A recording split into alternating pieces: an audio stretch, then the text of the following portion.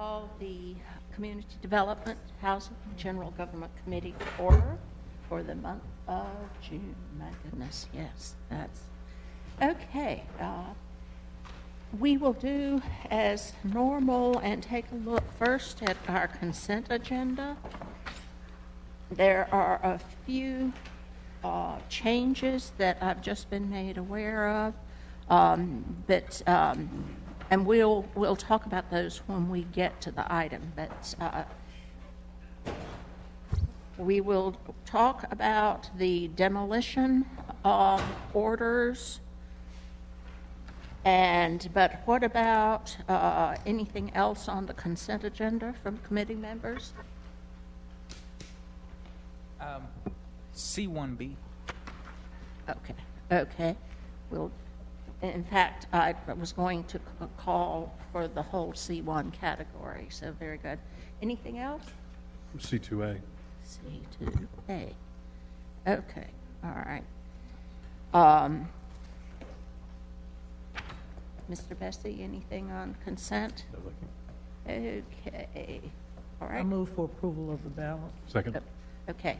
I will point out that C2B and C2D have complied, and the one that you called for, C2A, has agreed to the demolition order and intends to repair.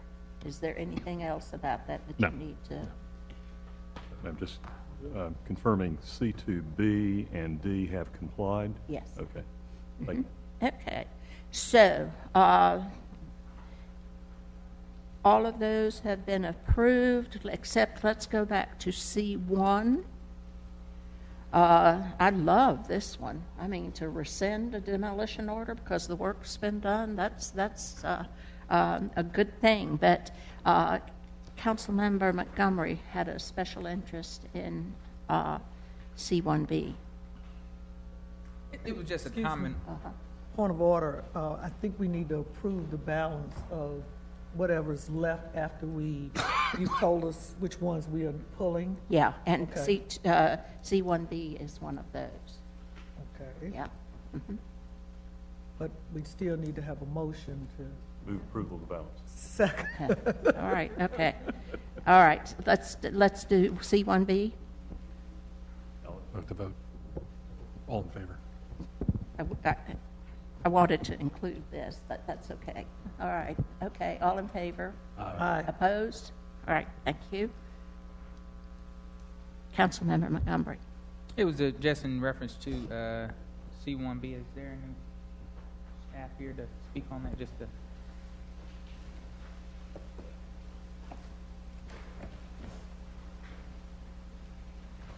Yes, sir. Yes, sir.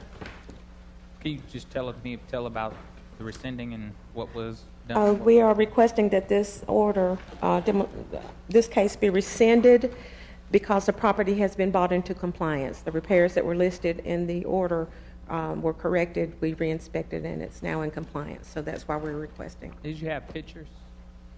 Not on a rescission. We don't generally supply pictures for when we're rescinding, but I can make some available to you if you would like. I'd like to see pictures. Okay. Yes. I'd also like to see pictures of C1C, please. And I'd like to put in a request that property be watched on a continuing basis. I'm told by neighbors that it tends to go in and out of compliance. And so they're Yes. some of them are probably going to be less than pleased. Yes, sir. We will. Thank you. Mm-hmm. Madam Chair. I thought that we had agreed, and maybe I missed something, that going forward, when we're rescinding these actions, these orders, and the property owners have done the repairs to bring them into compliance, that we would have some after photos of something. I mean, whether it's the exterior or something, because you give us pictures of the before. I'd like those same pictures captured as after, to at least give the council or the committee something to look at. I mean, I'm not saying that the people aren't doing it, and I'm not saying you're not doing your job, but for me, and I think the council and the committee, we need to see something. I could have sworn years ago we said we were going to start doing that. I mean, Mr. Brooks? Good afternoon, Chairman and council members, and I was on board with you until you said years ago. well, not years ago, but you know, like a couple of 'Cause years, maybe a year or You something. know, I can't go back to that far. But no, I don't recall that being the director, but that's certainly something we can do whenever there's an order to rescind. We'll be certain to include pictures or whatever information to document or We would substantiate that completion for you. We would appreciate that. That would be great, thank you. Mr. Bessie? Yeah, I just note, sometimes it's not an issue, it's a one-time thing and it's been fixed, but sometimes it's the neighborhood problem property that tends to go in and out. And we hear about it and say, why hasn't this been dealt with yet? Yeah. And we have to say, well, you know, they fixed the minimum that they had to fix. Yeah, Yeah, yeah. Thank you.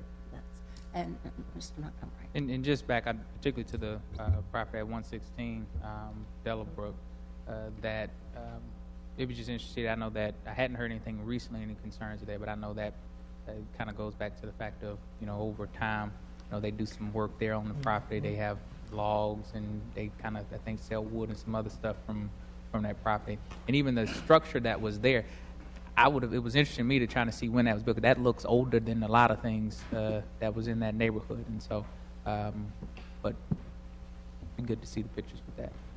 Yes, and I think we've had a history of environmental violations that are constantly being addressed on an ongoing basis. But the structure itself was brought into compliance per the inspector, and we'll monitor it to make certain that if it does fall back into disrepair, appropriate action will be taken. And I passed it enough. I can. You'll keep an eye let you on know. it. Yeah. May I have a motion on C1B? Move for approval. Second. All in favor? Aye. Thank you. Okay, we will move to the general agenda. Item G1, ordinance revising Chapter B of the Unified Development Ordinances to amend off-premises sign regulations, view quarters, UDO 258, proposal of the City County Planning and Development Services staff with the public hearing scheduled July 20th, 2015. Good afternoon, Chairman Light and committee members. Good afternoon. This is an item that was petitioned by the Planning and Development Services staff, and as the Secretary read, this would amend view corridor regulations for off-premises signs. Just to give you a little bit of background on this amendment, the Unified Development Ordinances currently contains view corridor regulations for off-premises signs, informally known as billboards, along specially designated sections of major highways. These view corridors prohibit construction of new billboards in the corridors, even if there are already older billboards in those sections, as many of you are aware. View corridors currently exist in Winston-Salem along parts of Highway 52, I-40, Business 40, 74/311, and they're designated to protect the proposed Northern Beltway once that is completed.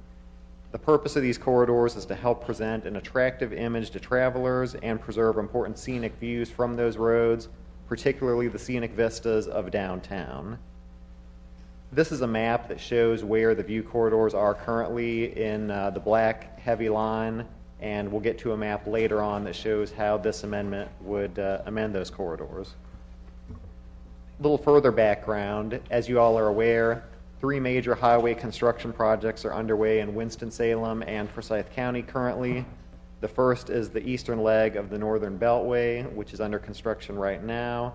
The second being the Salem Creek Connector, which is also under construction and should finish in the next year or so.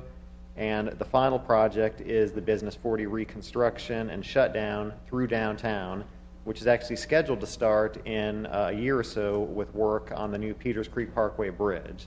So these things are coming in the near future. And again, staff believes that the existing view corridor regulations should be adjusted to ensure that the entirety of these areas are also protected in the way that current roads are. I want to point out that downtown, as you all know, has expanded to the east and south from where it used to be when the Unified Development Ordinances were written over 20 years ago, particularly with things going on in Wake Forest Innovation Quarter, Winston-Salem State, the ballpark area.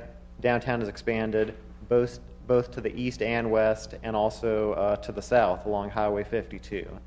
So as proposed, view corridors for these roads would exist on Business 40 from Peters Creek Parkway on the west to Winston-Salem State Highway 158 on the east, that exist on Highway 52 from 16th Street and Business 40 on the north, and ultimately to Mock Street on the south, which is where the ramps are going to come from for the Salem Creek connector.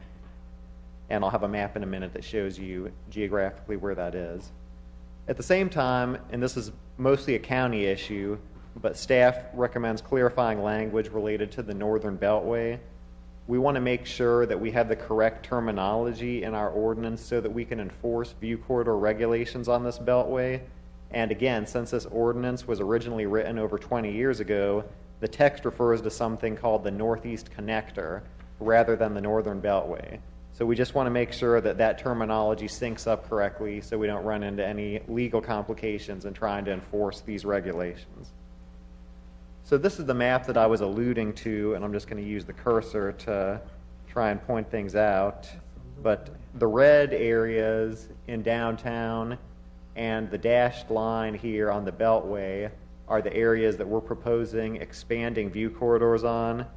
The inset map here probably gives you a better illustration of what we're talking about in downtown, but the dark black line shows you that the central area in downtown, the older core, is already protected, as is a lot of areas to the north and the east of downtown proper, but it's those kind of interstitial areas around the intersection of 52 and Business 40 and by the ballpark that we want to make sure we protect those as well to preserve those scenic vistas.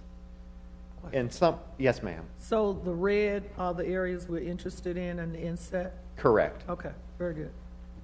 So just as a summary, planning and development staff does believe this amendment will help promote an attractive image along the new and improved highways in Winston-Salem as well as Forsyth County by preventing the construction of new billboards. And the planning board did have a public hearing on this item in May. The board recommended unanimous approval of the ordinance at that time, and I'll be glad to answer any questions you have. Are there any questions? Can we use the view corridor language to get rid of the noise walls? That would be a question to use your negotiating skills with DOT. On the one hand, we're trying to protect view corridors, and on the other hand, we're slapping up noise walls. Yeah. Will there be any relief given to sign owners because of the noise walls? Or is there any impact there at all? That is something I'm not aware of. All I know is how our ordinance would relate to the signs. In other words, existing signs would be allowed to stay in place, but any new signs would not be allowed. And it's also worth pointing out that even though I showed you large lines designated in red on that map, really only smaller areas within those red corridors would even potentially be able to have billboards, because you can only do billboards in highway business and industrial zoning. And as you know, there's a lot of residential, single-family, multifamily, institutional, other zonings along those corridors. So there's less than 50 or 60 properties where you could even conceivably do a billboard. One of my concerns there is in the Holly Avenue neighborhood on some industrially zoned property, there's a billboard there that's in all the iconic photos taken of downtown. There's this billboard right in front of there. The Business 40 is going to drop there, would be lower. I could see the billboard owners coming to us and asking for relief to raise them, and I would hope that we would not be in a position where we would have to do that. I would not anticipate that based on the ordinance language. Basically, billboards that were in those view corridors, which were established in 1984 and then had a 7-year amortization period, those billboards are allowed to remain in place, but they're not allowed to be expanded or significantly modified. Basically, they're just allowed to be kept up with the existing structure and kept in good repair.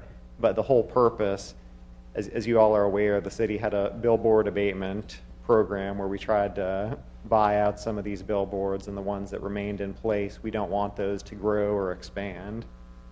So I'm not sure how the statutory language that the state DOT is under. I know they're required to install those noise abatement walls. So I guess that would be a question for our legal staff to research how that would affect our ordinance. Yes, and I'll agree with Councilmember McIntosh. Definitely bring us some information as to where we would be, what position we would be in to prevent anyone from using the ordinance to their benefit, even with DOT. I think, like you said, we need to talk to DOT and find out what kind of position that we're in with the ordinance, that if we put this in place, and we will, that these other billboard owners won't come and say, well, just like Gov't, I need relief. You put the highway here, and I need to move this sign over here now, and it could cause some other obstructive views of our city. So be interested to see what DOT has to say about this. We'll be glad to look into that and bring it to you when we bring this to the public hearing, if you wish. Would we have the authority to extend the view corridor restriction along Business 40 to the west? Yes. Would we have to go back to the planning board hearing in order to do that? I guess that's a legal question in terms of how you could amend this.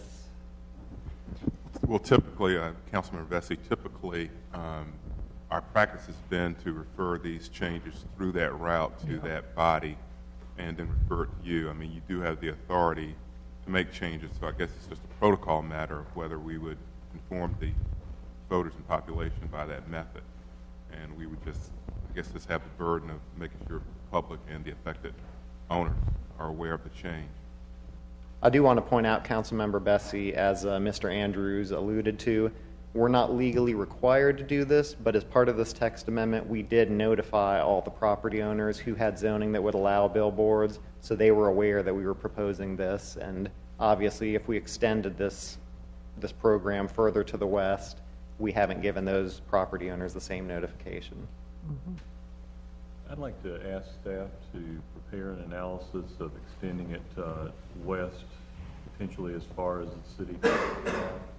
As far as, I'm sorry. Potentially as far as the city line. I'm not sure what, there are several possible interim points. Mm-hmm. But I would anticipate that in the coming years, if we don't do that, there's going to be more of those extremely intrusive electronic billboards being put up in any place they can metastasize to. Yeah, that brings up a question that I have. I know at one point the state, the General Assembly, took that power away from us. Do we still have the legal power within the city limits? Is that what we can do to make it anywhere within the city limits? I think the best thing, Chairman Light, is to review that latest change, because it's been, I would hate to give an answer that's unqualified and there is a change that happened. So what staff will do, is what we will do, is to bring you an update about what our limitations are with that, because there are movements in Raleigh to restrict your ability to do what you are proposing in that regard. Yes, okay. Any others? No, I don't want to hold the process up. I approve of what's proposed, but I would like a staff report on the potential of incremental, extension further west and some possible logical cutoffs, or whether it would be logical to consider simply going to the line and with proper notice.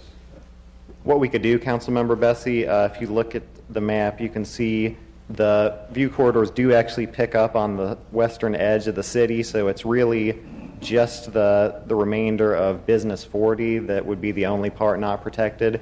We could bring you a report to your committee meeting and look into that analysis if you wish. Basically, that's my constituency in large part right there. And mine is, if you're moving south from the red portion, it stops right at 52, about where Old Salem is, where Winston-Salem State University, School of the Arts and everything, so I would certainly be interested in going further south, yeah. That's, and what, I can't, even with my glasses, I can't see. Peters Creek, is that 40 I'm looking at? That's Business 40. This is Business 40 in the inset, and this is 52. Okay, yeah. Yeah, I definitely think we should perhaps look a little harder at extension of those, too. Shall we hold this in committee then and ask that, do you see any time sensitivity about getting this on? The only time sensitivity from staff's perspective is just making sure this is on the books before any construction begins, but I think we certainly have plenty of time since nothing's going to start for another year or so. All right, Councilmember McIntosh is wanting to go ahead with this, and then we'll add then look to at it incremental when we get information from you. If you'd like to put that in form of a motion. I move that we adopt this as stated. Second. All in favor? Aye. Aye. Thank you. Thank you. Thanks, Kurt. Item Item G2, ordinance amending Chapter B, Article 2, and Chapter B, Article 4 of the Unified Development Ordinances, UDO 259, proposal of City County Planning and Development Services staff. Madam Chairman, members of the committee, this is UDO 259. The petitioner is Planning and Development Services staff. We did this text amendment in conjunction with the City Attorney's Office and at the request of the Historic Resources Commission. And the request is to amend historic and historic overlay district requirements. The amendment actually includes two separate proposed changes to the UDO. The first one relates to the use called combined use, where there's a residential use in a building along with some other non-residential use in the same building. Right now, the UDO includes language that requires the HRC and the CAC review certain combined uses in the CI zoning district. The other changes proposed all deal with the historic overlay district requirements. And the changes include clarifications and updates to how applicants are notified, time limits of COAs, and appeals. After the fact, COAs are also addressed to handle the review of work that has been initiated or completed without first obtaining a COA. The elimination of the HRC and CAC review of certain combined use projects proposed in the CI zoning district would improve the development review process. These are uses that are allowed by right. They have general use zoning, and there's just one stipulation that if they're in CI, some certain uses will have to go to these boards just for advisory. We researched why that was in the UDO, and I think when we were writing it in the early 90s, combined use was sort of a new idea. We wanted it to fly, and we thought this would make it more palatable. I think most people view combined use as a common thing now, and we don't feel this is necessary, and we think it's an undue burden on the applicant, so we would recommend that go away. The form of decision section is proposed to be rewritten to clarify and update the language and eliminate some unnecessary language. And again, we worked with the Attorney's Office on updating, and they did a really good job on bringing the language up to date and making it more clear. The time limit section currently includes some requirements that are proven to be unreasonable. When a COA is issued by the HRC, basically right now it says they have 1 year to get it done. If they need to get a building permit, they have 6 months to get the building permit, but they still have a total of 1 year to get the work done. Then they can come back and start asking staff for extensions, and we've been giving a lot of extensions. The HRC voted on a new timetable of 3 years for a COA with a possible extension, and felt most work is done in that time, and we don't have to keep asking for extensions and burdening people with that type of thing. The appeals section includes minor changes that clarify the intent and make the language more legally sound, and again, work with the Attorney's Office on that language. And then the new section we're proposing for after-the-fact COAs basically puts in the UDO the policies we've been using. The after-the-fact fee was adopted by this board several years ago. That's been being charged sort of as a deterrent for people to do it without a COA. And it just lays out the same policies that we've been using, but puts it into the UDO. We took this before the planning board, and they recommended approval of the text amendment. So I'll try and answer any questions you have. Explain a little more in depth about the after the fact. I know that's been a problem. Right. Basically, if it's discovered, someone turns in a neighbor that's done something without a COA, or it's become aware they're working on something and they didn't get a COA before they started, they have to stop and come in for a COA. So we call it an after the fact because they've already done the work. Yeah. We've started charging a fee for that, and we've been charging that. So that fee is noted in the UDO, and the other policies for how we administer the after the facts are just laid out in the UDO. They've never been there before. They've just been staff policies. What about if someone does some work, then comes in for after the fact COA, and the planning, the HRC board denies their request? They've already done the work. Well, we had a case recently where someone took the railing off of his house, and a neighbor called in, and he came in and asked for a COA to remove the railing. They denied that, and so he turned in a new COA to replace the railing. In other cases, some work would have to be removed. Sometimes there's replacement windows put in. They were called in, and in some cases they do get approved. In other cases, they might have to take out vinyl replacement windows and replace them with wood replacement windows. Okay. So the HRC very serious about maintaining the character, and they will deny things even though it seems to be a hardship on the person. No. Okay. All right. That's, and are people who do after the fact COA applications, are they charged more, warned off, whatever, that if you do it again, we're going to take your house away, whatever? Right. Well, the first one is $75. A COA application there is no charge for one if you come in ahead of time. So the first one, and then if you do it again, it goes up to $200 if you're a repeat offender. So that's right now the only deterrent we have, financially. Are there any other questions? Yes. David, on the time frame, can you walk me through that? I know, I think it was at that meeting, and I think there was a fair amount of discussion around that time frame. So you have 3 years from the time you're issued, or you apply for, or you're issued a COA. Right. It's when you're issued a COA, then you have 3 years to complete the work. Okay, because I know I've heard some discussion from neighborhood people about, that can leave a project, in a difficult phase for a fair amount of time. But the vote was unanimous at HRC. Do you remember? Yeah, they voted on it at their retreat, and I believe in the end it was unanimous. I don't think anyone had any heartburn on the HRC that was too long, because some of them were worried that they were going to force people to come in and get extensions still. So that's why they landed on 3 years. They figured most everything could be done by then. Thank you. Are there any other questions? If not, do I have a motion? Move for approval. Second. All in favor? Aye. Opposed? Very good. Is there anything else that people would like to bring up? This was short and sweet. I almost don't believe it. Yeah. Recognize our friends from Greensboro. Yes, of course. Councilmember Fox, if you'll get up and introduce yourself and your attorney, please. You don't have to bring an attorney when you come see us.